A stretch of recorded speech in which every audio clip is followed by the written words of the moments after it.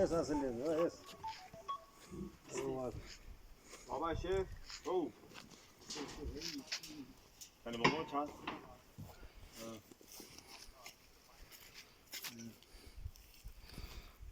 Tomlu tomlu. Mala kapı.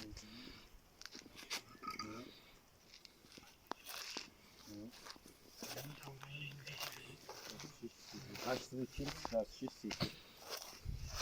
Şimdi şey bu aslında. Nanti pecah nanti pakai juga nih. Ne yani bir çapma yapıyor.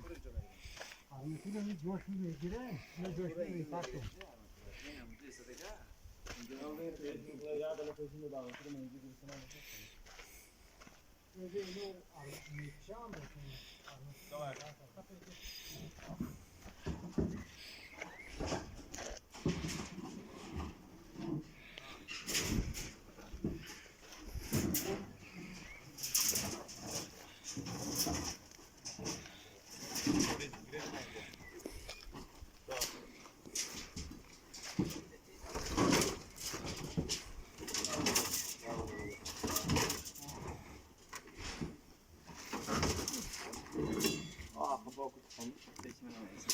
Böyle bana şu da söyle.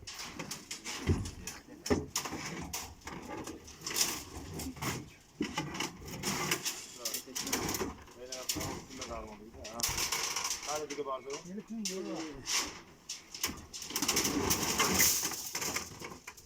Bu akıllı önce konu çelik.